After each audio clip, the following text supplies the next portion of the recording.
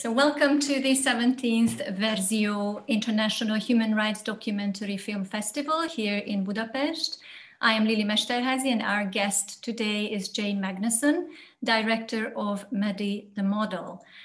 This is a documentary that is competing in the international section of the festival, and it follows around Madeline Stewart of Australia, a young girl with Down syndrome who is the first ever person with Down syndrome to walk the prestigious runways of fashion shows all around the world.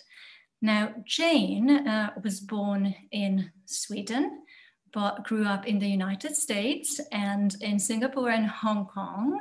I hope she will tell us about this in a few seconds because it sounds intriguing.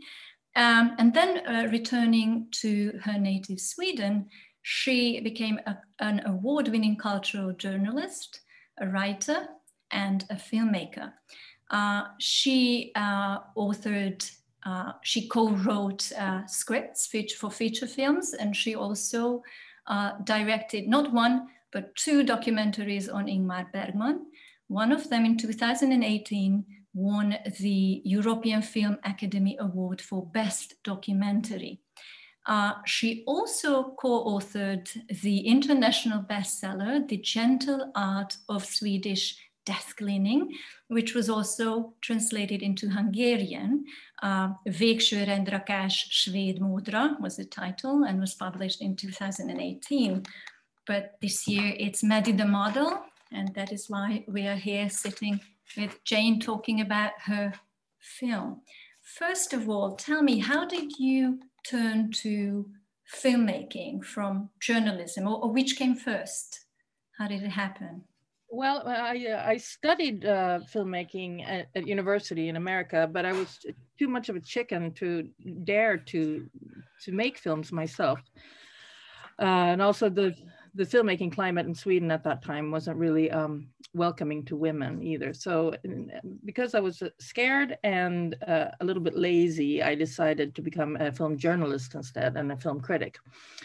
And I did that for quite a while. And then, and that was a print journalism, writing for a big Swedish paper. And then I got recruited by Swedish National Radio, and I started making radio. And right next door to Swedish National Radio was Swedish National Television, and then they picked me up. And when I started doing TV, I was very close to, making films, which is what I wanted to do to begin with.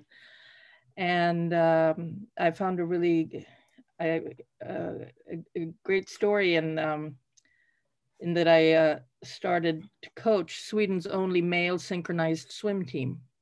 And I did little short films about their progression. People thought it was, amazing that men could do this. And these guys were really funny too. So that turned into, those little short films turned into a script. I wrote a script to a feature film about this team, based loosely on this team.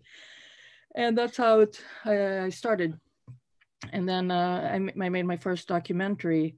I directed that in 2019, and it's about a Swedish political figure who is dead now, but who was just this really crazy guy. And he tried to solve the murder of our Prime Minister, Olof Palme, in really unconventional, weird ways. And he was actually just a book publisher who had just become a megalomaniac and thinking that he could solve this murder. So he died in '92 of AIDS, but his story was so remarkable that a friend of mine and I made a documentary, and it won the Swedish Big Film Prize for documentaries. And then it was back in 2009, right? No, this is 2009, right? Yeah. And okay. And that eventually opened a bunch of doors. It's nice to win a prize. It makes things much easier. And then I've been making films and television ever since that. Maddys the Model is the newest creation, and it's doing rounds in the festival circuit. How did you find her story? Because it started way back years ago. It's been a long process making this movie. When did you first hear of her? How did you contact her? What made you want to make a movie of her? Well, there were a number of reasons. First of all, I used to work for a Swedish culture and arts television show called Kobra in Sweden. And we traveled the world. It was an international culture and arts show. So we traveled the world and met all kinds of interesting people and did fun stuff with them. And it was a research period in the fall of 2015 to figure out what we were going to do during that season. And I found this little, excuse me, this little notice on BuzzFeed that just said the first woman with Down syndrome to walk in New York Fashion Week. And I thought that was amazing. I had worked with people with Down syndrome during my high school, during the weekends. And also my best friend in kindergarten had Down syndrome, which was, he was wonderful. And so I was interested, and I knew a thing or two about Down syndrome. And then I emailed Maddie's mother, Roseanne, and just, short email. Hi, I work for Swedish television. I read about you. Can I come film you in New York when Maddie makes her debut? And her mother was really cool and said, yeah, come on over. And so you caught her in the very first moment. Yeah, of exactly. Stepping on the run. You were there from from the beginning. Yeah. And that's also in the film. You can see Maddie's first steps. She's shy and a little nervous about what's going on. And then from there, 4 years later, she's just bloomed and become this very confident young woman, which is really great because, I probably wouldn't recommend modeling to most women as a way to boost their confidence. It seems more like something pretty horrible to be doing. But for Maddie, it's been perfect. It's really put her in the spotlight and made her a celebrity, and she just loves to model. So. Did you? Also, when I traveled to see them in 2015 the first time, people were skeptical at my workplace. Is she being exploited? Is this just the latest fad? And I was kind of worried about those things too. But once I got to New York and met Maddie and Roseanne, and I spent 10 days with them, I really, really became convinced that she's that she loves this and is not being, the modeling industry and the fashion industry exploits everybody, but Madeline wasn't being more exploited than anyone else. So that's when I decided to stick with it and continue filming as much as I could. But it was difficult to in the beginning because we didn't have any funding. I made a lot of films about dead white men, Ingmar Bergman and whatever, and it's easy to get money to make films about them, but to make a film about a living, vibrant young woman with Down syndrome is really difficult. But the good thing was I was working for Swedish National Television, and they have, foreign correspondents all over the world who, if Maddie was in Uganda, then the Africa correspondent would go and work for free, basically, because everyone loved Madeline and thought the project was so interesting. So we had a lot of help from a lot of volunteers all over the world. And then when finally we had collected enough material to make a good sales pitch, we brought it to the film festival in Sheffield at the pitch forum. And then suddenly it became very, very much easier to fund the film. Could you describe your personal relationship with Maddie? How did you prepare for this work? Did you learn some new modes of communication, or was there need of such a thing, or how did it evolve? Well, I feel like I was the big idiot in this production because Maddie doesn't talk very well. I thought she probably doesn't understand very well either. And it took me a while, we'd been filming for about a year before I realized that she understood everything everyone was saying around her. It's just that she has a problem with her putting her tongue in the right place to be able to speak. And so after a year, I I put a microphone on her, and I hadn't done that before. And I felt like such an idiot because Maddie just completely changed. She was so happy. She was like walking around showing people that she had a microphone. And obviously, you know, she understood that suddenly she mattered and her voice mattered and what she had to say mattered. And I was just like, why didn't I do this earlier? I'm such an idiot. And then a little while later, we put a camera on her. We have something we call the Maddie cam. And it films her world. I mean, she's quite short, and in the fashion industry, she's extremely short. But then you get to see the world from her perspective, and you know, people talk over her head all the time, and things like that. And once she had both a microphone and a camera on her, she was so ecstatic about this, because not only did people want to listen to her, but they also wanted to see her world. So that was something I learned along the way, and I'm embarrassed about not putting a microphone on her earlier, but you learn things, and I think she's forgiven me. If you look at the professionals in this fashion industry, when you look at the models, I mean, and there's quite a lot of this in the movie. You can see them surrounding her, helping her to kind of learn the moves and the steps and whatever.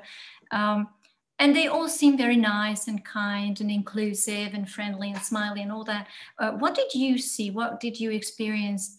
Was there someone from this world building like a closer relationship with Maddie, like a friendship kind of thing? Or I don't know, I might sound ignorant, but kind of going out for a coffee together. Just to see my point, I mean, to what extent was this for your camera, or how? To what extent was it like a real human relationships budding at those scenes? I was surprised. I imagined the backstage world of the fashion industry would be much more bitchy, and that people would be mean to each other and like scratching and pulling each other's hair. Stereotypes. Yeah, but it wasn't like that. Everyone was incredibly friendly, not only to Maddie, but people seem really nice to each other. No, I don't. But I mean, I don't think anyone forms any closer relationships during a fashion week. And Maddie and Roseanne travel so much, so no.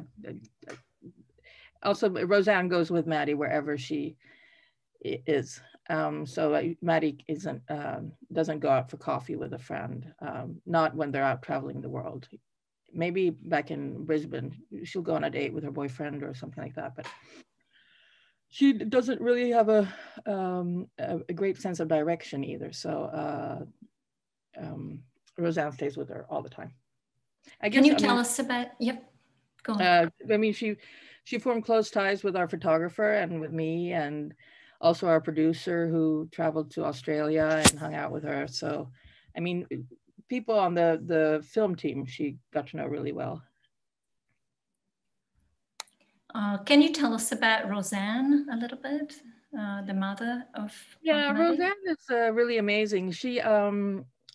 She, if Maddie wants to do something, she'll make sure Maddie gets to do it. So, I mean, when Maddie says, I want to be a model, and Roseanne doesn't see there, why shouldn't she be a model?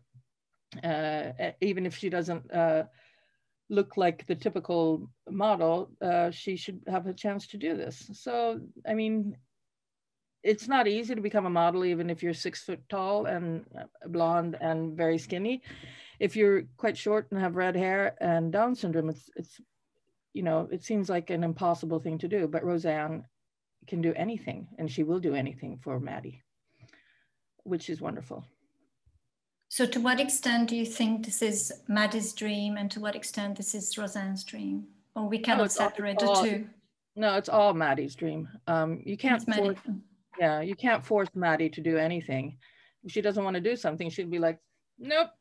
And that's it. Yeah, so it is definitely Maddie's dream. And then I'm sure Roseanne has a good time traveling the world with her daughter. But I mean, sometimes she's also really exhausted and tired and wants to stay home, Roseanne. But Maddie will be like, I want to model, I want to model. And so Roseanne lets her model. In the discourse of disabilities, for decades, there has been this notion of the social model of disabilities, which says that it is not really the people with disabilities who are disabled, it is the society, the culture, the lacking infrastructure around them that is not able to cater for them, to include them. What do you think about this idea in the fashion world and Maddie? What do you think her role can be in this process? I was hoping that Maddie would have a long and robust career. Unfortunately, Corona came along, and she is in a risk group. People with Downs are. So I was hoping when we started that, and you could tell that she has changed the way we look at beauty. And now she's not able to work on that anymore because of this horrible virus we have. But I hope that as soon as the virus, we have a vaccine, that she will continue her career, because she has really changed the way people look at beauty, I think. And there was one, we were in Zurich at Roseanne, her mother was giving a TED talk. And we went out to a restaurant, and my husband was with us, and the photographer, the cinematographer, and Maddie was wearing this beautiful dress, and her hair, you know, she has this amazing red hair, and she was beautiful makeup. And she, without a doubt, we stepped into this really fancy restaurant, and she was the most beautiful woman in the room. And people were just like, wait, she has Down syndrome. We don't, it doesn't fit, you know, we don't think of people with Down syndrome as beautiful. But here comes Maddie, and she's completely beautiful. So, I mean, I think that she's in a way changed the way we look at beauty. And also, yeah, I think that was my answer, sorry. Is there a danger of tokenism in her story, that she's this one and only person that fashion industry embraced in order to justify their, let's say, political correctness, and Maddie is Maddie, but are there any other models who have come along since she appeared? Yes, there are other models with Down syndrome. And I think when you're the first of a kind, there's always that, what you call tokenism. I haven't heard the word before, so maybe I'm using it incorrectly, but someone has to be the first in order to open the gates. And I mean, Italian Vogue was the first to have a Black woman on their cover, and now it's not a big deal, but it was a big deal then. So you just have to be the first, and hopefully more will come. Were there any conflicts with them during the shoot? Did you, or it was like a big happy family on the crew? There were no challenges or? No, I don't think there's any shoot that's a big happy family. I mean, we are all very good friends, but making a film is always, you always hit some bumps, but you know, it was fun. What was the most emotional moment for you in those 5 years? 4 or 5 years, was it? Well, I think it was 4 years. Actually, the first show she does, it was so crazy. I was like laughing and crying at the same time when she comes out on the runway, and she nails it the first time. And I don't know, I've never had that emotion before, where you're laughing because it's such a happy moment, and then also crying because I was so moved that she did this impossible, crazy thing, and did it so professionally, and proved everyone who's ever questioned her, proved them wrong. And so that was, the first catwalk was incredibly emotional. And also then the last one, when she does a completely professional catwalk where she looks depressed like all the other models and just stares forward. Usually Maddie will blow kisses and wave yeah, exactly. And she's not supposed to do that. And when she does this last catwalk, and it's in London, and we've been with her for 4 years, and we weren't sure we were going to go to London because our money had run out, and but then last minute, let's go to London and see what happens. And it was perfect, because then the whole film got closure because she does the perfect catwalk.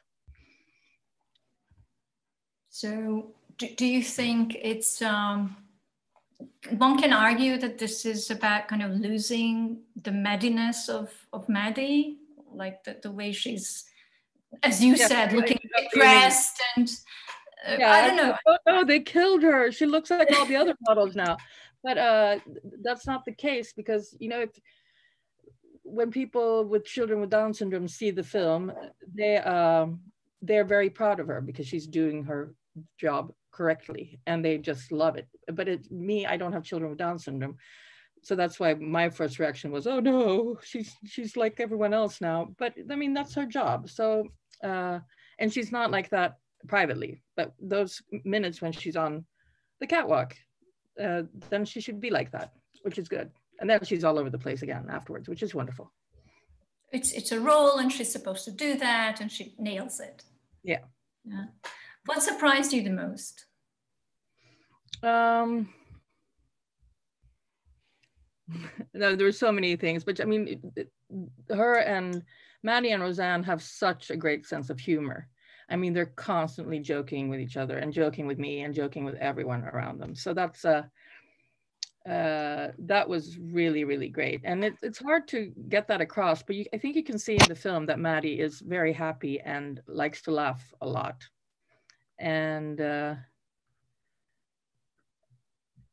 yeah, and then well, I remember we had dinner once, which was really fun. And she, I don't think her vision isn't really great.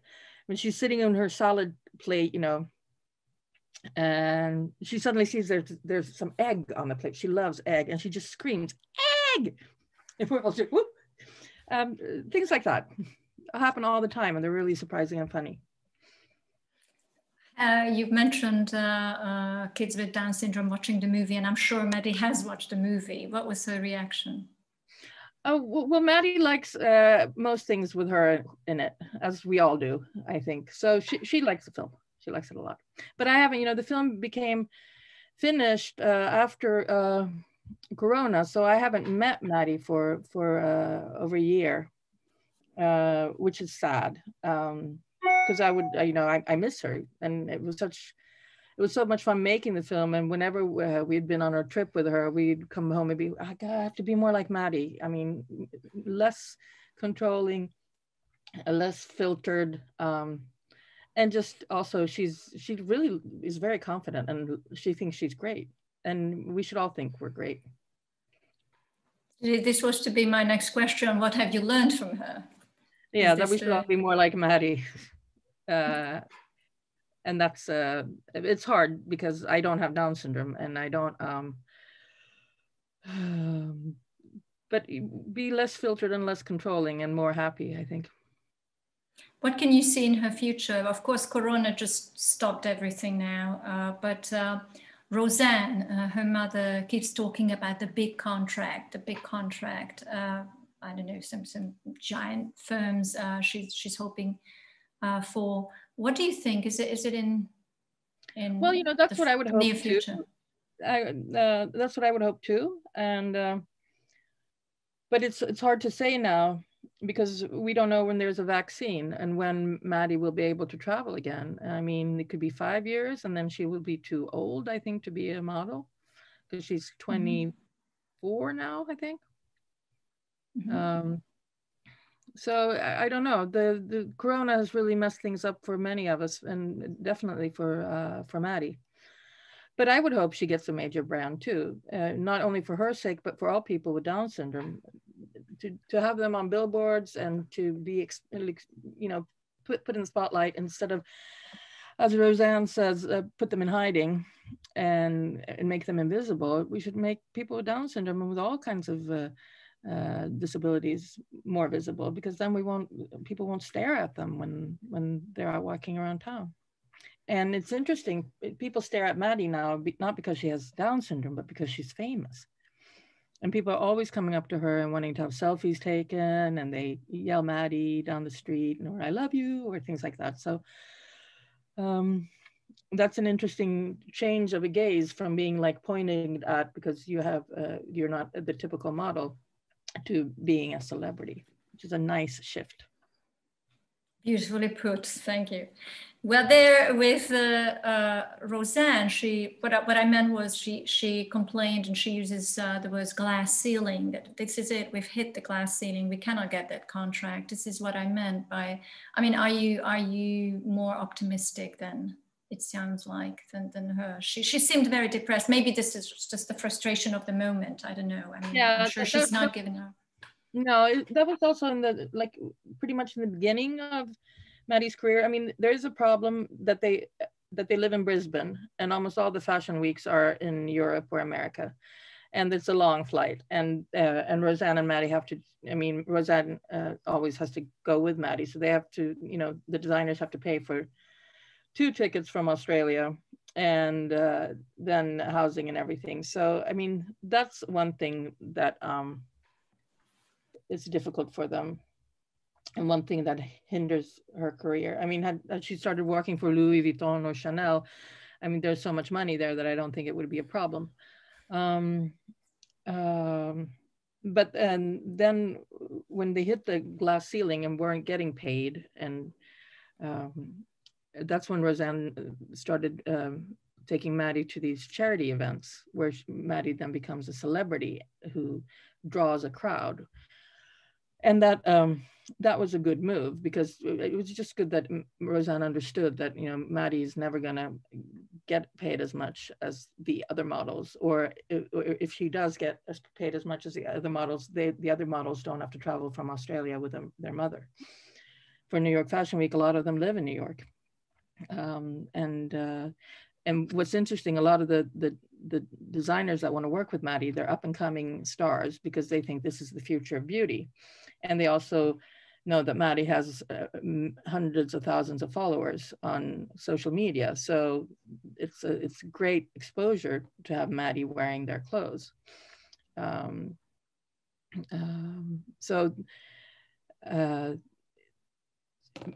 Roseanne kind of came around and figured out another way to travel the world and do modeling by also doing charity events. And it's also interesting, wherever they are, they always try to find a school for people with Downs or some charity thing, just and visit and show people that, you know, you don't have to be ashamed of Down syndrome. You can become a supermodel and become famous, which is really nice. So we've been also to a lot of great schools and all kinds of places where with kids with Downs go. And they're all very happy always to see Maddie, and they become inspired. What is your personal wish for her? Well, you know, just for her to continue to be happy. But if she doesn't really understand what the pandemic is, so she's really kind of unhappy now because she thinks her modeling career is over for some other reason, that she might have done something bad, or, you know, that it's her fault. And I think they're in Tasmania right now. I saw on social media for a vacation, but they haven't been flying or doing anything. So I hope for her just to be happy in whatever way she can. This year's Verzió's main theme is transformation and resilience, these two notions. How could you translate these to Maddie the model? Well, that's probably the best way to describe this film is, what was it? Transformation and resilience. Transformation, yeah. I mean, you can definitely see Maddie's transformation over these 4 years, from that first shy girl taking her first steps to this international supermodel who's very outgoing and very confident. So that's a definite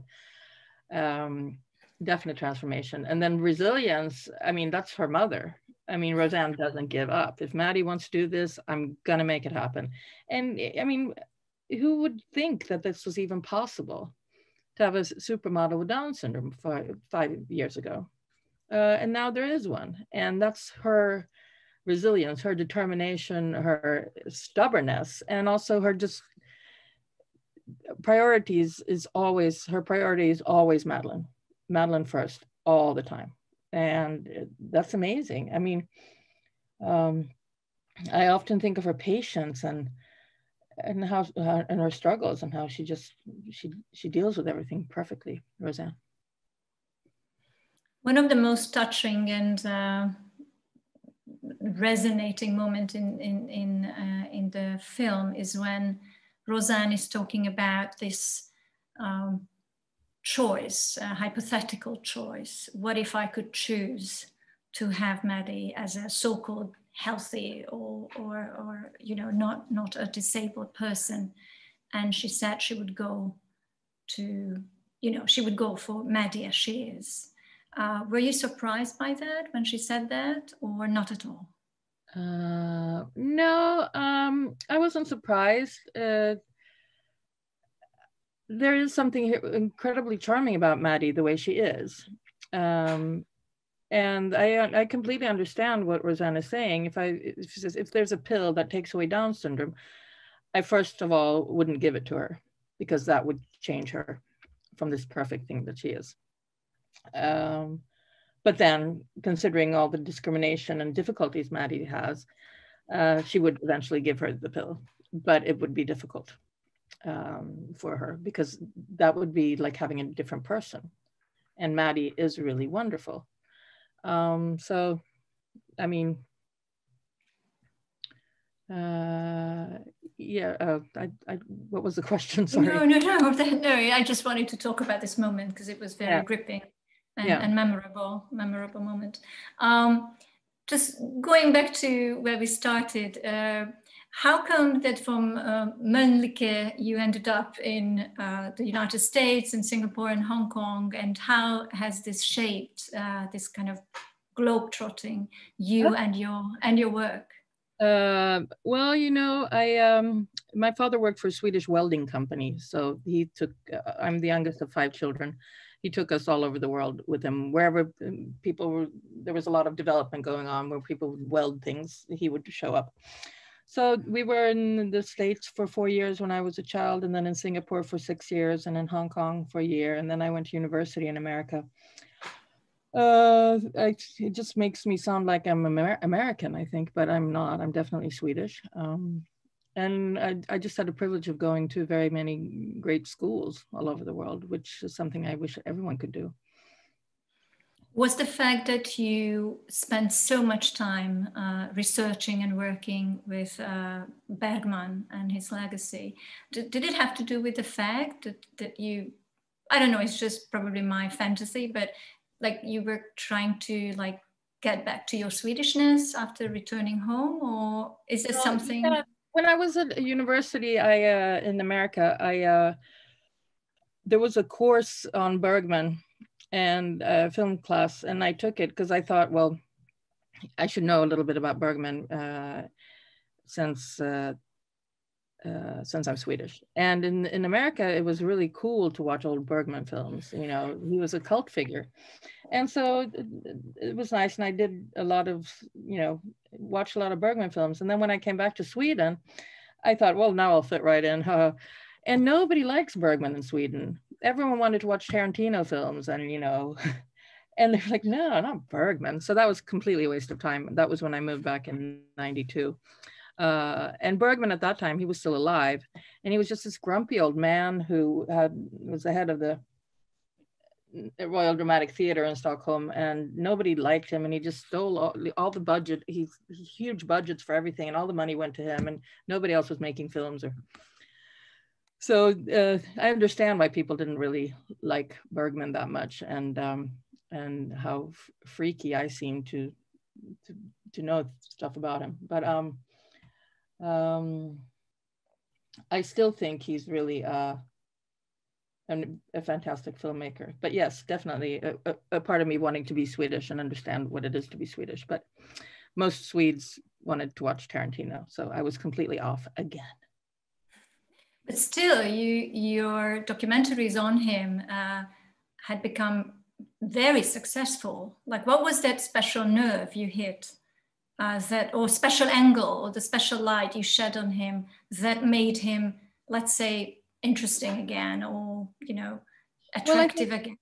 I think in Sweden, at least, he was that old grumpy guy who nobody really liked anymore during the '90s when I moved back to Sweden.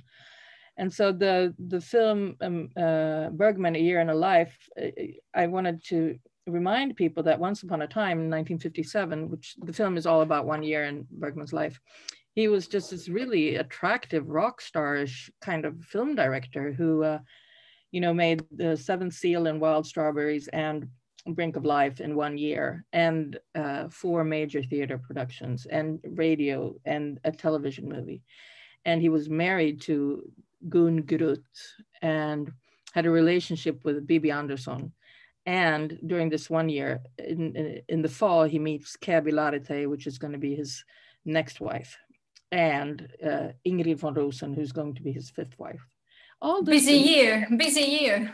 Yeah, and he also is so busy that he later writes about this year, and he writes about making the film Brink of Life, which is at it's a maternity hall in a hospital is the setting. And he says, he writes in his book, I'd never been to a maternity ward, even though I had 5 children. And the thing is, he has 6 children that year, but he just doesn't, he can't even be bothered to. Who can't? Yeah, exactly.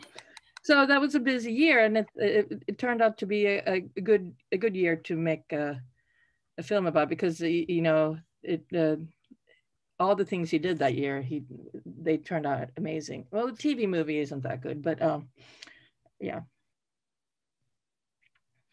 Thank you. Where are you now? Are you at your home? Can you work on something? I've heard that you might be working on. Yeah, I'm working on a number of projects, but I work from home now. I'm employed by Swedish National Television, but we're not allowed to go to work because of the epidemic, and because of the nature of that television channel is that they have to, I mean, it's part of the national security that the news gets broadcast every day. And so we're not supposed to go there and disturb people who make the news shows, especially. So is there a special idea for a new documentary or something for the future, or you're still? Yeah, there are, but they're not financed yet. So I have a number of things working on, and so just keeping my fingers crossed that some of these things will pan out. All right, I'm keeping my fingers crossed for you as well. And thank you very much for talking to us here at Verzió, and I hope that you can come to Budapest soon, probably next year, who knows. I'd love to. Yeah, thank you very much, Jane. Okay, thank you. Have a great day. Thank you, bye-bye.